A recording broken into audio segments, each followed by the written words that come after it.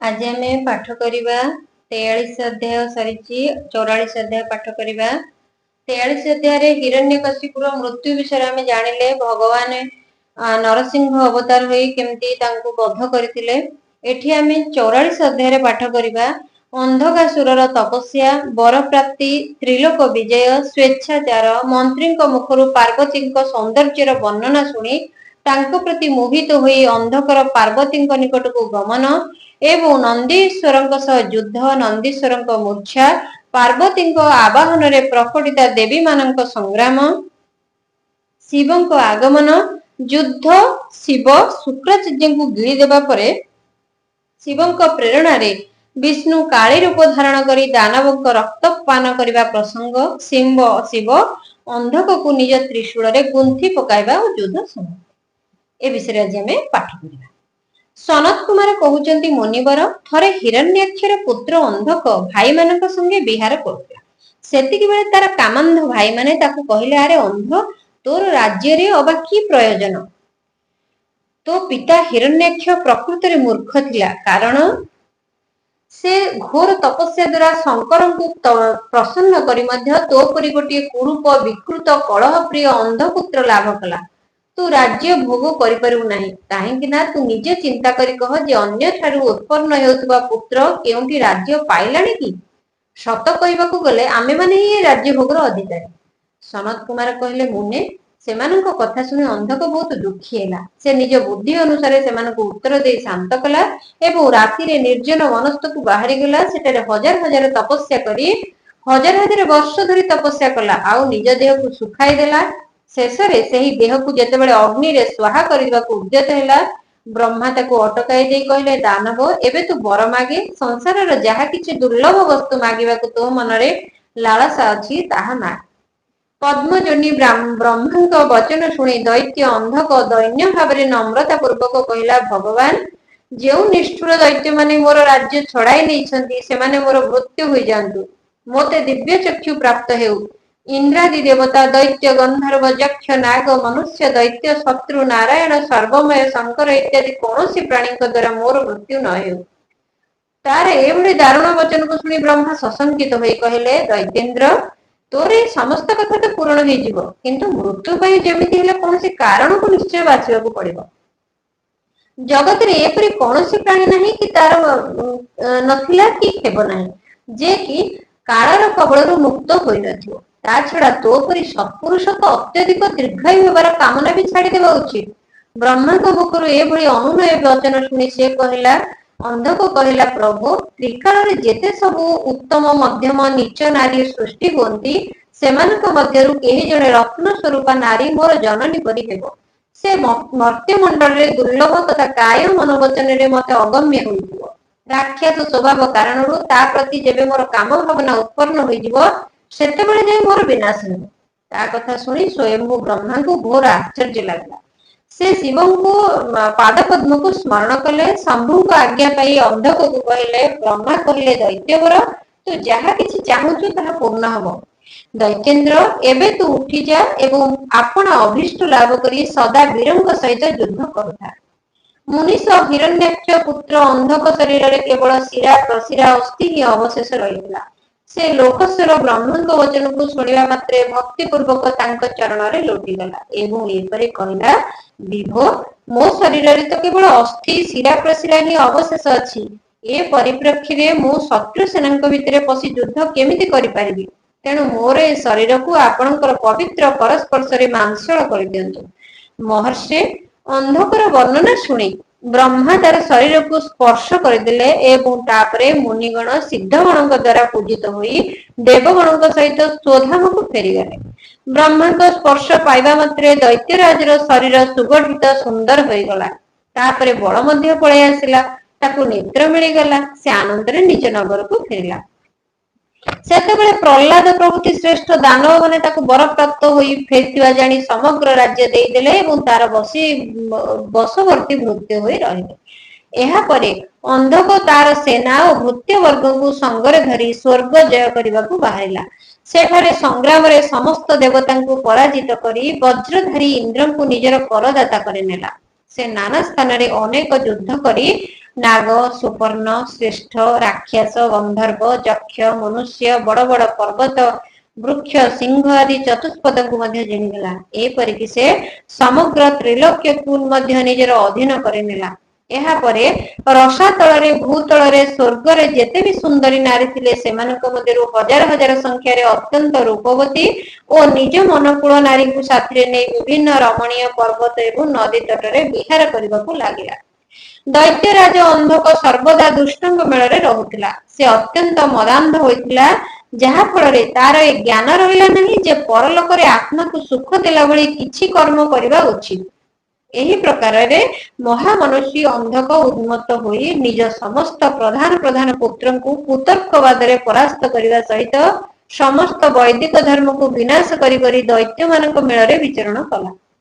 ସେ ଧନ ମଦରେ ଉନ୍ମୁକ୍ତ ହୋଇ ବେଦ, ଦେବତା, ବ୍ରାହ୍ମଣ, ଗୁରୁ ପ୍ରଭୃତି କାହାରିକୁ ମାନିଲାନି। ପ୍ରାରବ୍ଧବଶତଃ ତାର ଆୟୁ ସମାପ୍ତ ହୋଇ ଆସିଥିଲା, ତେଣୁ ସେ ସ୍ୱେଚ୍ଛାଚାରରେ ପ୍ରବୃତ୍ତ ହୋଇ ବୃଥାରେ ନିଜର ଅବଶିଷ୍ଟ ଆୟୁକୁ ମଧ୍ୟ ନଷ୍ଟ କରିଦେଲା। ତାର ଦୁର୍ଯ୍ୟୋଧନ, ବୈଦେଶ ଓ ହସ୍ତା ନାମଧାରୀ 3 ଜଣ ମନ୍ତ୍ରୀ ଥିଲେ। ଥରେ ଏଇ 3 ଜଣ କୌଣସି ରମଣୀୟ ସ୍ଥାନରେ ଗୋଟିଏ ପରମ ରୂପବତୀ ନାରୀକୁ ଦେଖିଲେ।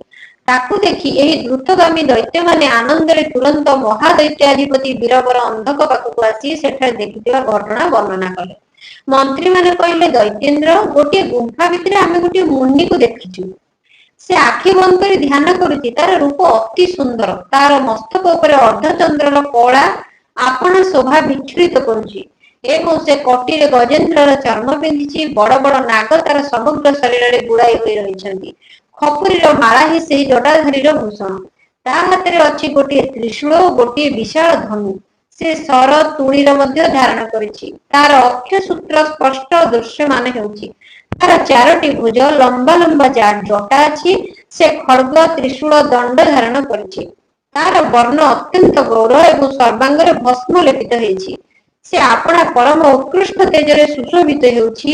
ସେହି ଶ୍ରେଷ୍ଠ ତପସ୍ୱୀର ବେଶ ଅତ୍ୟନ୍ତ ଅଦ୍ଭୁତ। ତାର ଅଳ୍ପ କିଛି ଦୂରରେ ବିକରାଳ ବାନର ଆକୃତିର ଆଉ ଜଣେ ପୁରୁଷକୁ ଦେଖିଲୁ। ତାର ମୁଖ ଅତି ଭୟଙ୍କର। ସେ ସମସ୍ତ ଆୟୁଧ ଧାରଣ କରିଛି, ମାତ୍ର ତାର ହାତ ରୁକ୍ଷ। ସେ ସେହି ତପସ୍ୱୀର ରକ୍ଷାରେ ତତ୍ପର ରହିଥାଏ। ତା ପାଖରେ ଗୋଟିଏ ଧଳା ରଙ୍ଗର ବୁଢା ବଳଦ ଅଛି। ତପସ୍ୱୀର ପାର୍ଶ୍ୱ ଭାଗରେ ଆମେ ଗୋଟିଏ ଶୁଭ ଲକ୍ଷଣ ନାରୀକୁ ବି ଦେଖିଲୁ। ସେ ଭୂମଣ୍ଡଳରେ ରତ୍ନ ସ୍ୱରୂପ ଅଟେ। ତାର ରୂପ ଅତ୍ୟନ୍ତ ମନୋରମ ଓ ତରୁଣୀ ହୋଇଥିବା ହେତୁ ମନକୁ ମୋହି ନେଉଛି। ପ୍ରବାଳ ମୋତି, ମଣି, ସୁବର୍ଣ୍ଣ, ରତ୍ନ ଉତ୍ତମ ବେଶରେ ସୁସଜ୍ଜିତା। ସେ ଗଳାରେ ସୁନ୍ଦର ସୁନ୍ଦର ମାଳା ପିନ୍ଧିଛି। ସେ ଏତେ ସୁନ୍ଦରୀ ଯେ କେହି ଯଦି ଥରେ ତାକୁ ଦେଖିଦେଲା, ଜାଣନ୍ତୁ ତାର ନେତ୍ର ସଫଳ ହୋଇଗଲା ଏବଂ ତାର ଜଗତରେ ଅନ୍ୟ କିଛି ଦେଖିବାର କୌଣସି ପ୍ରୟୋଜନ ରହିବ ନାହିଁ। ସେହି ଦିବ୍ୟ ନାରୀ ପୁଣ୍ୟାତ୍ମା ମୁନିବର ମହେଶଙ୍କ ମାନ୍ୟା ଓ ପ୍ରିୟତମ ଭାର୍ଯ୍ୟା। ଦୈତ୍ୟେନ୍ଦ୍ର, ଆପଣ ତ ଉତ୍ତମ ଉତ୍ତମ ରତ୍ନର ଉପଭୋଗ କରିଥାନ୍ତି, ତେଣୁ ତାକୁ ଏଠାକୁ ଡକାଇ ଆଣନ୍ତୁ। ସେ ଆପଣଙ୍କ ପାଇଁ ଅବଶ୍ୟ ଦେଖିବାର ଯୋଗ୍ୟ। ସନତ କୁମାର କହୁଛନ୍ତି, ହେ ମୁନି ଶ୍ରେଷ୍ଠ, ମନ୍ତ୍ରୀମାନଙ୍କ କଥା ଶୁଣି ଦୈତ୍ୟରାଜ ଅନ୍ଧକ କାମାତୁର ହୋଇଗଲା। ତାର ସମଗ୍ର ଶରୀର କାମାବେଶରେ ଥର ଥର କମ୍ପିଲା। ସେ ତୁରନ୍ତ ଦୁର୍ଯ୍ୟୋଧନ ପ୍ରଭୃତି ମନ୍ତ୍ରୀକୁ ସେହି ମୁନିଙ୍କ ପାଖକୁ ପଠାଇଲା। ମନ୍ତ୍ରୀମାନେ ସେଠାକୁ ଯାଇ ମୁନୀଶ୍ୱରଙ୍କୁ ପ୍ରଣାମ କରି ତାଙ୍କୁ ଅନ୍ଧକାସୁରର ସନ୍ଦେଶ ଶୁଣାଇଦେଲେ ଏବଂ ବଦଳରେ ଶିବଙ୍କ ଉତ୍ତର ଶୁଣି ଆସି ଅନ୍ଧକକୁ କହିଲେ। ମନ୍ତ୍ରୀମାନେ କହିଲେ, ରାଜନ, ଆପଣ ତ ସମସ୍ତ ଦୈତ୍ୟମାନଙ୍କର ସ୍ୱାମୀ, ତଥାପି ସେହି ପରାକ୍ରମୀ ବୀରବର ତପସ୍ୱୀ ମୁନି ନିଜ ବୁଦ୍ଧିରେ ତ୍ରିଲୋକକୁ ତୃଣ କରି ତୁଚ୍ଛ ମଣୁଛନ୍ତି। ସେ ହସି ହସି ଆପଣଙ୍କ ପାଇଁ ଏଇ କଥା କହିଛନ୍ତି। ସେ କହିଛନ୍ତି ଯେ ନିଶାଚରଟାର ଶୌର୍ଯ୍ୟ ଓ ଧୈର୍ଯ୍ୟ ଅସ୍ଥିର। ସେ ଦାନବଟା କୃପଣ, ସତ୍ତ୍ୱହୀନ, କ୍ରୂର, କୃତଘ୍ନ, ସଦା ପାପ କର୍ମ ପରାୟଣ। ତାକୁ କଣ ସୂର୍ଯ୍ୟପୁତ୍ର ଯମରାଜଙ୍କ ପ୍ରତି ଭୟ ନାହିଁ? ସେ ପୁଣି ଆପଣଙ୍କୁ କହିଛନ୍ତି କାହିଁ? ମୁଁ ଆଉ ମୋର ଦାରୁଣ ଶସ୍ତ୍ର ଏବଂ ମୃତ୍ୟୁକୁ ମଧ୍ୟ ଶତସ୍ତ୍ର କରିଦେଉଥିବା ଯୁଦ୍ଧ, ଆଉ କାହିଁ ତୋ ପରି ବାନର ମୁଖ ଭୀରୁ ନିଶାଚର, ଯାହାର ସମସ୍ତ ଅଙ୍ଗ ବୃଦ୍ଧାବସ୍ଥା ହେତୁ ଜର୍ଜର। କାହିଁ ମୋର ଏହି ସ୍ୱରୂପ, ଆଉ କାହିଁ ତୋର ମନ୍ଦ ଭାଗ୍ୟ ବିଧାତା? ତୋର ସେନା ମଧ୍ୟ ନଗଣ୍ୟ। ତଥାପି ଯଦି ତୋ ଠାରେ କିଛି ସାମର୍ଥ୍ୟ ଥାଏ, ତେବେ ଯୁଦ୍ଧକୁ ଆସି ତାର ପ୍ରମାଣ ଦେ। ମୋ ପାଖରେ ତୋ ପରି ପାପୀକୁ ବିନାଶ କରିବାକୁ ବଜ୍ର ପରି ଭୟଙ୍କର ଶସ୍ତ୍ର ରହିଛି, ଆଉ ତୋର ଶରୀର ତ ପଦ୍ମ ପରି କୋମଳ। ଏହି ସ୍ଥିତିରେ ବିଚାର କରି ତୋତେ ଯାହା ଭଲ ଲାଗୁଛି ତାହା କର। ସନତ କୁମାର କହୁଛନ୍ତି, ହେ ମୁନିବର, ମନ୍ତ୍ରୀମାନଙ୍କ କଥା ଶୁଣି ମାତା ପାର୍ବତୀଙ୍କ ରୂପରେ ବିମୋହିତ ହୋଇଥିବା କାମାନ୍ଧ ରାକ୍ଷସ ବିଶାଳ ସେନା ନେଇ ବାହାରି ପଡ଼ିଲା। ସେଠାରେ ପହଞ୍ଚି ନନ୍ଦୀଶ୍ୱରଙ୍କ ସଙ୍ଗେ ଯୁଦ୍ଧ କଲା। ବଡ଼ ଭୟାନକ ଯୁଦ୍ଧ ହେଲା। ସେତେବେଳେ ଯୁଦ୍ଧ ସ୍ଥଳ ଚର୍ବି, ମଜ୍ଜା, ମାଂସ, ରକ୍ତର କାଦୁଅରେ ବ୍ୟାପ୍ତ ହୋଇଗଲା। ମୁଣ୍ଡ ବିହୀନ ଗଣ୍ଡି ଗୁଡ଼ିକ ନାଚୁଥିଲେ ଏବଂ କଞ୍ଚା ମାଂସ ଭକ୍ଷଣକାରୀ ପ୍ରାଣୀମାନେ ଚାରିଆଡ଼େ ଦେଖା ଦଉଥିଲେ, ଯାହା ଫଳରେ ରଣାଙ୍ଗନ ଭୟଙ୍କର ଦେଖାଯାଉଥିଲା।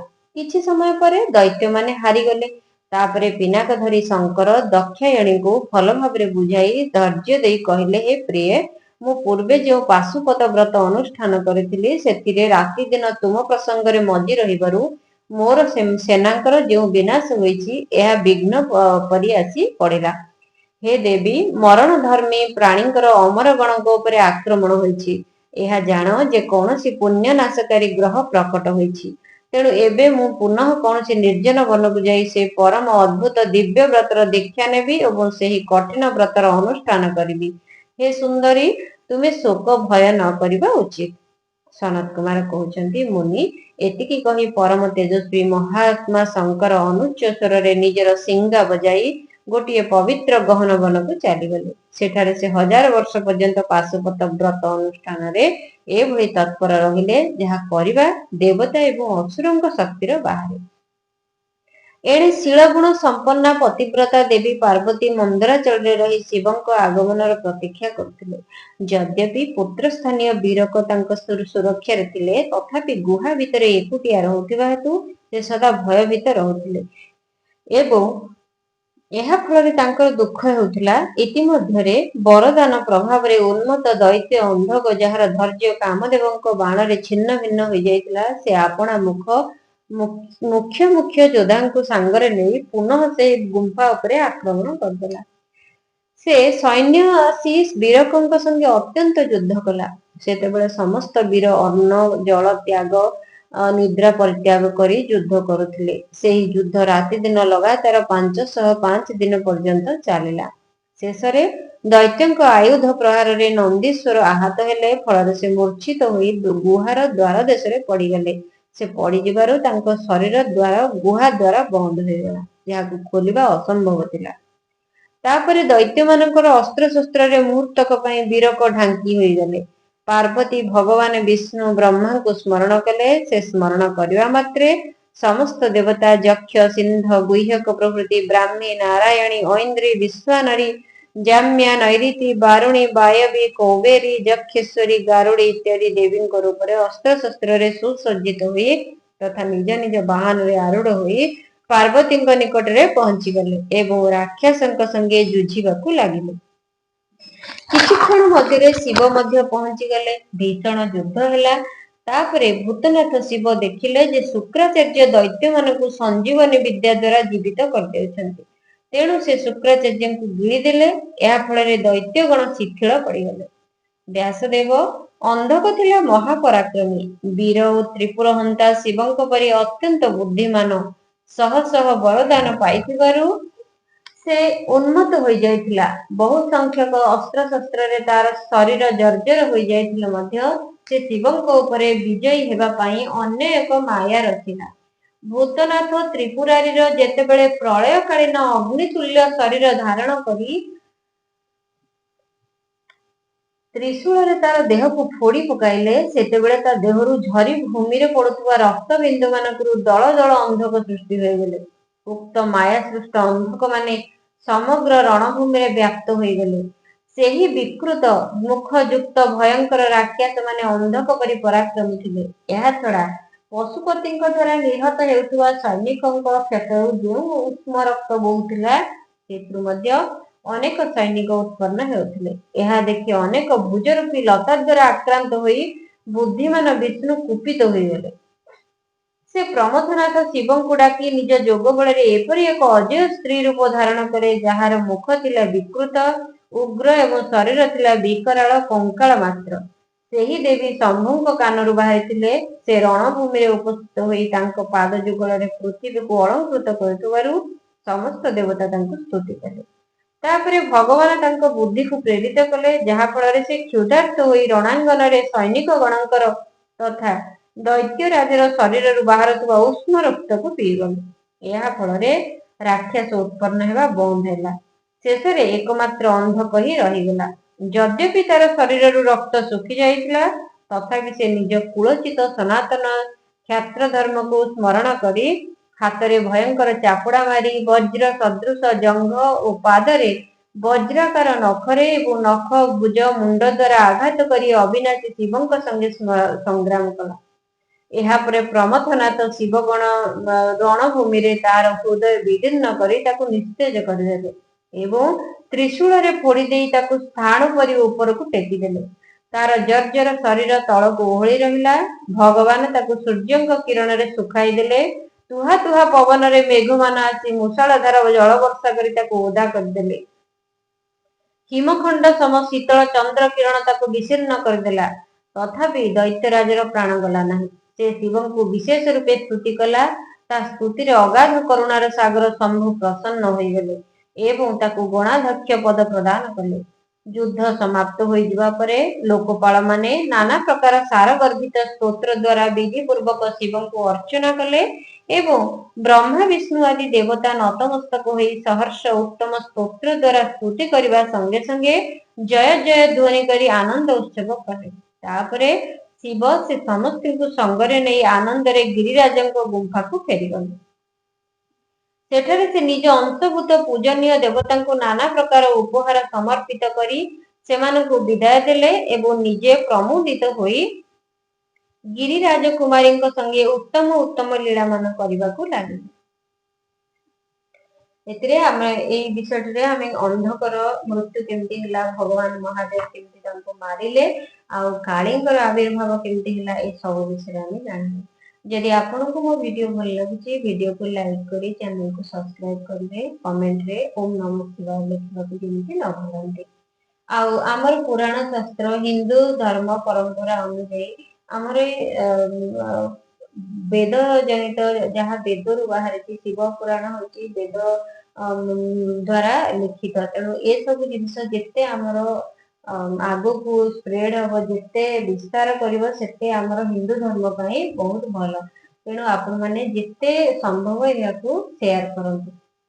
तेबे आसंता काली आमे आउ एक वीडियो रे देखा हवा 47 वीडियो रे देखा हवा। नमस्ते बाय।